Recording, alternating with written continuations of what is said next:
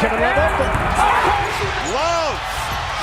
Got it! Kevin Love is on the tail end of his NBA career, and he hasn't played much since leaving the Cleveland Cavaliers in 2023. But younger fans forget this guy used to be a legitimate beast well before he won his first championship with the Cavs in 2016, and had he been born 10 years later, he would have surely dominated the NBA right now. So let's look at just how good prime Kevin Love actually was. It's 2008, and Kevin Love is fresh off a solid freshman season with the UCLA Bruins and Russell Westbrook. Selected 5th overall that year, he was set to become a franchise cornerstone for the Minnesota Timberwolves, and there were plenty of reasons for them to be happy about what Love had to offer. Even though he was listed at 6'10", he was pretty much just a 6'8" power forward. But Love dominated college by averaging 17 points and 10 rebounds, showing off his unique and uncanny nose for the ball and elite inside finishing ability. He was not that tall for a big man, and he couldn't even jump as high as other power forwards.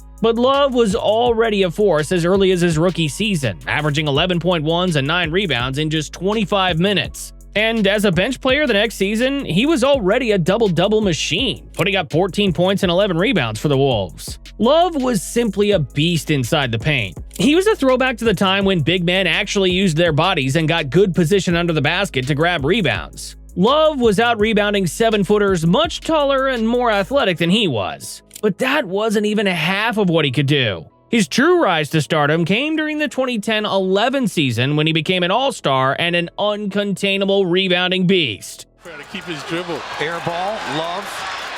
Stoudemire blocked him, but he tipped it in. That season alone, he had 13 games of collecting 20 or more rebounds, including a rare 30-30 game where he had 31 points and 31 rebounds in a win over the New York Knicks on November 12, 2010. Those were legit Wilt Chamberlain numbers, and the last time someone achieved that feat before Love was Moses Malone in 1982. Only Dwight Howard had achieved that feat since Kevin Love did it. And Love isn't even as big or as athletic as the other players who posted 30-30 games in points and rebounds. After the 2010-11 season, Love averaged 20.2 points and a league-leading 15.2 rebounds. He was an all-star for the first time and went on to win the Most Improved Player award. The sky was the limit for Love, as he was only getting better. True enough, the next season, he added more dimensions to his game while continuing to dominate the boards. Love was always a good shooter in college, where he made a few three-pointers and some mid-range jumpers. But he took his game to the next level in 2011 when he turned into a legitimate three-point threat for the Timberwolves. After attempting just 2.9 three-pointers during the 2010-11 season, he attempted 5.1 and made 37.2% during the 2011-12 season.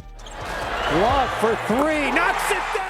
Today, it's not rare to see big men hoisting up 5 three-pointers a game. After all, most teams want power forwards to stretch the floor with their three-point shooting instead of allowing them to clog the lane. But during the early 2010s, it was rare to see a legitimate power forward shooting three-pointers at a higher rate than most guards. The scary part was that he wasn't just camping out on the three-point line. Instead, Love was an all-around threat. If he wasn't sniping from the three-point line, he was posting up other big men and using his strength and physicality to finish over them inside the paint. He was also rebounding at an incredible rate for a big man who spent a lot of time on the three-point line. Love averaged 26 points and 13.3 rebounds that season. He was named a member of the All-NBA second team in 2012, becoming a legitimate elite big man in the NBA. Love was one of the best power forwards the league had to offer, even though he didn't have the wins or the playoff appearances to back it up. He had a down year during the 2012-13 campaign due to injuries, but he reached his absolute peak during the 2013-14 season when he returned healthy and better than ever.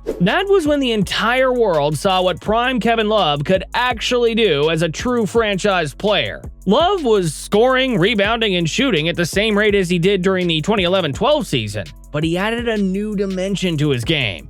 He's just too strong, he's wide, he can elevate with you, and there he goes. He was now passing the ball a lot more. It was never a secret that Kevin Love was one of the best outlet passers in the NBA. He could rebound the ball and then throw a quick outlet pass to a streaking guard to trigger a fast break opportunity. But during the 2013-14 season, the Wolves allowed him to become a playmaker. He was not only throwing great outlet passes, but also initiating the half-court offense from the post. Love had 3 triple-doubles that season and went on to average his peak numbers of 26.1 points, 12.5 rebounds, and 4.4 assists. He was once again a member of the All-NBA second team. And at only 25 years old, he was not even at his physical prime.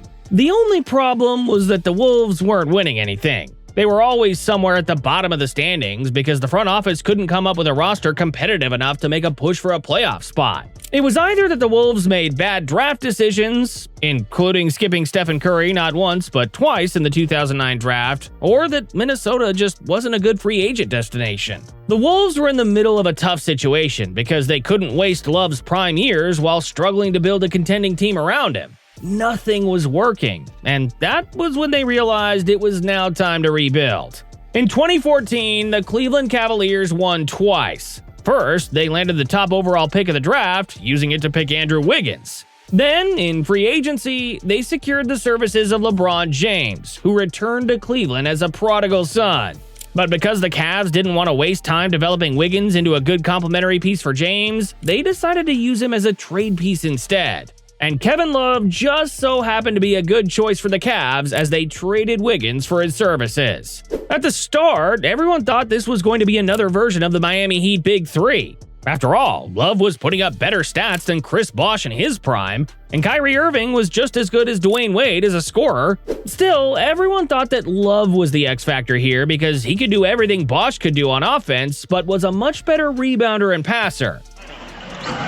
Right over the top. Kevin Love stuck in the backside. He was fouled. Put down! The idea was for him to play his usual role as an inside-outside option so that he could still stretch the floor with his three-point shooting and grab rebounds inside the paint. And with him grabbing rebounds, the hope was for him to throw outlet passes to James and Irving to trigger a quick fast break. On paper, everything seemed to be perfect. Instead, the world never saw Love at his prime again. He was still an all-star in Cleveland, but the numbers weren't there. Instead of using him as a post player, the Cavs had him camping out on the three-point line to space the floor for both James and Irving. His rebounding numbers were also not as good because he had to share rebounds with LeBron and big men like Tristan Thompson and Timothy Mozgov. Some critics even thought that the Cavs were not utilizing him to the best of his abilities because they weren't putting him close to the basket, where he was equally dangerous. Still, it worked. The Cavs made the finals in 2015, only to lose to the Golden State Warriors because Love and Irving weren't there to help. Then, in 2016, they completed the impossible by not only making a return trip to the finals, but also coming back from a 3-1 series deficit to win it all. And Love happened to be in the middle of the most important defensive play of his life. With the Cavs up with only seconds to spare after Irving hit a go-ahead three-pointer, the Warriors forced Love to switch out on Stephen Curry. Kevin Love was never known for his lateral movement and speed, but he kept in step with Curry and forced him to attempt a tough three-pointer that had no chance of making the bottom of the net. The shoot, Curry fakes the three, steps back, crossover, puts up a three! Rebound James with 30 seconds. The Cavs won the 2016 championship. And even though Love never got to play his usual brand of basketball ever again, things worked out for him because he won a title after spending the first 6 years of his career missing the playoffs.